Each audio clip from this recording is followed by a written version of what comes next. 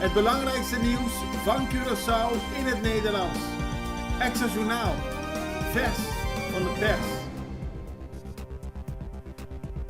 Welkom bij Extra Journaal. Fijn dat u weer kijkt. We hebben het belangrijkste nieuws voor u op een rij gezet. En we beginnen met het bericht over de opening van het parlementaire jaar. Want vanochtend is het parlementaire jaar op Curaçao geopend.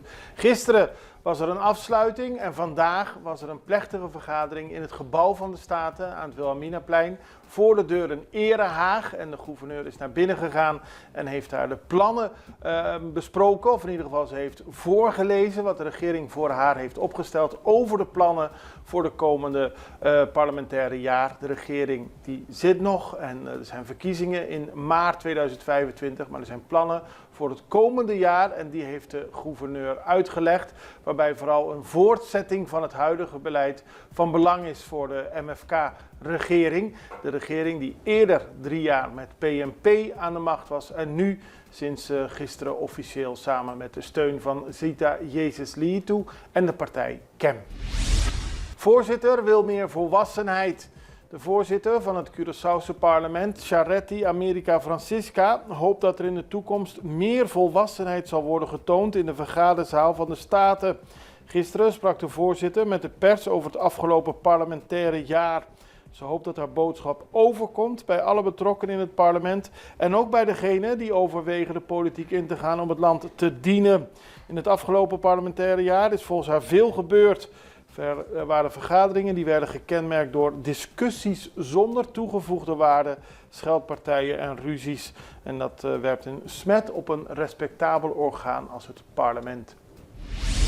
Optimistisch regeerprogramma getekend. Ik had het er net al even over. Er is een akkoord getekend tussen de MFK, Sita Jezus Litu als onafhankelijk statenlid en de KEM. Dat gebeurde gisteren in het Marriott Hotel en op deze manier is er een addendum aan het regeerprogramma toegevoegd.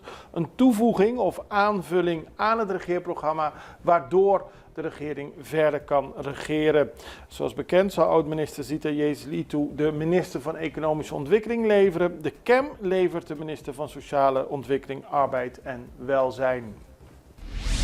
KEM heeft ambitieuze plannen. De partij KEM die zal de komende 6 maanden onderdeel vormen van het kabinet PiSAS 2 en die heeft bij de ondertekening van het addendum, de aanvulling van het regeerakkoord, verschillende punten naar voren gebracht.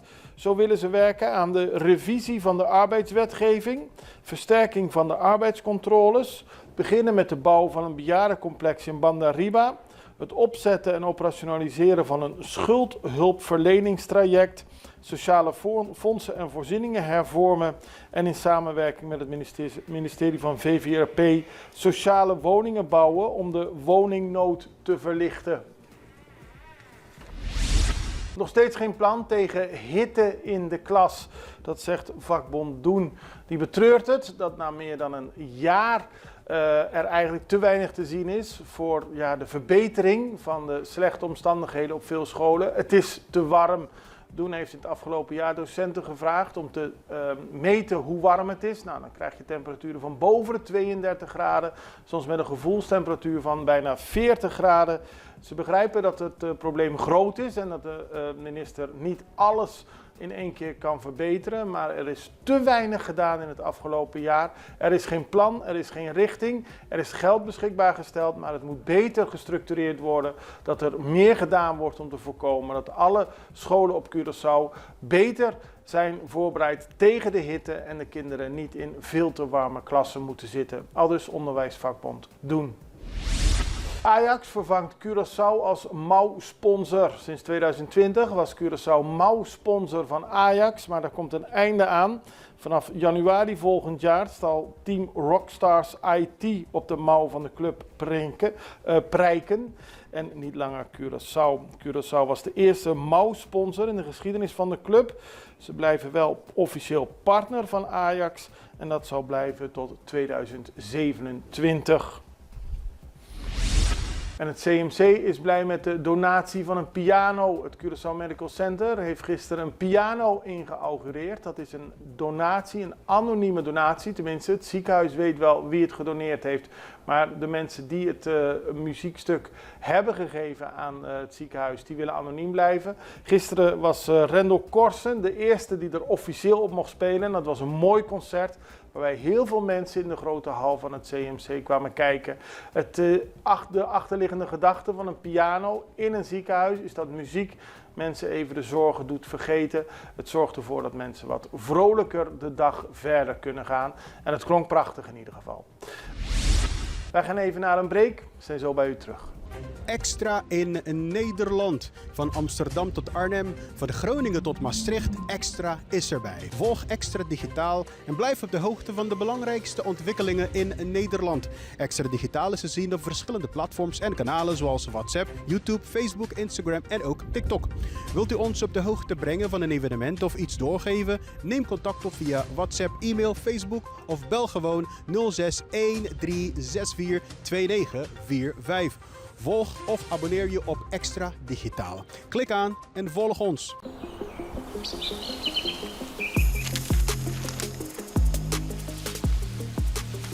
Welkom op Curaçao, een van de mooiste eilanden in de Caribiën. Een ware parel. En het is een eiland waar je van heel veel zaken kunt genieten. Van de natuur, van de zee, van het eten, van de mensen en zoveel meer. Curaçao is een eiland waar heel veel gebeurt op het gebied van politiek, cultuur, sport en zoveel meer. En Extra Journaal brengt het belangrijkste nieuws van Curaçao.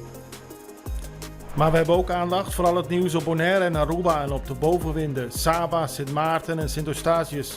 En we belichten al het nieuws van alle kanten. Het nieuws is duidelijk, actueel en vers van de pers. Extra Journaal, elke werkdag op Salto. Op Curaçao zijn we de hele dag bezig met het maken van Extra Journaal. Volg ons op je favoriete Amsterdamse zender, Tauro.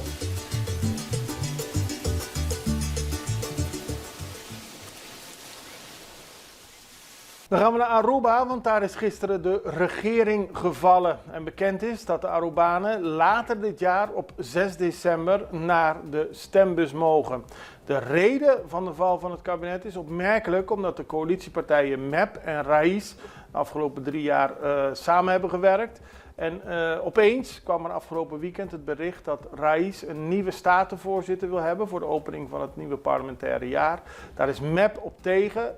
RAIS heeft het toch doorgezet. Er is met een nipte meerderheid in het parlement gekozen voor een nieuwe statenvoorzitter. En volgens de MEP was dat een breuk in het vertrouwen en daarom zijn ze naar de gouverneur gestapt en hebben ze het ontslag van de regering aangeboden. Waarom RAIS toch voor gekozen heeft? Nou, de uitleg was dat ze niet tevreden waren met de huidige parlementsvoorzitter Edgar Vrolijk. Ze zouden liever willen dat de MEP met een andere persoon kwam. Als dat niet gebeurde, en dat gebeurde niet, kwam de MEP zelf met de heer Kamperveen als parlementsvoorzitter. Maar de MEP zegt, er zijn nooit afspraken over gemaakt en je kunt niet zomaar het vertrouwen breken. Conclusie, Aruba mag naar de stembus op 6 december. En voor alle partijen die mee willen doen, die moeten over iets meer dan een maand de kiezerslijst of de stemlijst indienen. Waarbij te zien is welke mensen mee gaan doen aan de verkiezingen. Dan voetbal. Curaçao wint van Saint-Martin. Nou, dat is mooi nieuws, want Curaçao heeft met 4-0 gewonnen. Maar er blijft een bittere nasmaak aan de wedstrijd van afgelopen vrijdag, toen Curaçao verloor van Saint Lucia. En dat is geen hoogvlieger. Curaçao had verwacht daarvan te kunnen winnen. Dat gebeurde niet. Bij Saint-Martin heeft men sportieve wraak genomen. Het gebeurde in Grenada op een erg slecht veld. Het was de tweede wedstrijd in de CONCACAF Nations League 2024. En Curaçao die heeft een goede overwinning op het bord gezet. 4 doelpunten en die werden gescoord door Juninho Bacuna, Gervain Castaner, Leandro Bacuna en Joshua Zimmerman. Dan gaan we naar Venezuela, want daar heeft president Maduro gereageerd op het vertrek van oppositieleider González Urrutia. Die is naar Spanje gegaan en Maduro heeft gezegd dat hij respect heeft voor de beslissing. De oppositieleider is naar Spanje gegaan omdat hij zich niet veilig voelde in zijn eigen land. En Maduro zei gisteren dat hij tegen ambassadeur González Urrutia kan zeggen dat hij hevige confrontaties met hem heeft gehad, maar dat hij diep respect heeft voor de stap die hij genomen heeft. En ik hoop dat het goed met hem gaat op zijn pad en in zijn nieuwe leven. De reis van de oppositieleider, die op 7 september in Madrid aankwam, aan boord van een Spaans legervliegtuig, werd aangekondigd door de Venezolaanse vicepresident Delcy Rodríguez. En op deze manier wordt een oppositieleider, weliswaar uit eigen beweging, naar een ander land vertrokken vanwege zijn onveiligheid. Er was een arrestatiebevel tegen hem uitgevaardigd. Maduro zegt dat hij hoopt dat zijn land in vrede verder kan gaan. In het verleden waren er veel harde woorden tegen de oppositieleider. Hij noemde hem een lafaard. En hij zei dat hij niet was gekozen door de bevolking. Maar nu zijn er dus milde woorden voor het vertrek van González. We houden de situatie in Venezuela voor u in de gaten. En we zijn er morgen weer met meer nieuws. Ik hoop u ook. Het allerbeste. Tot ziens. Dag.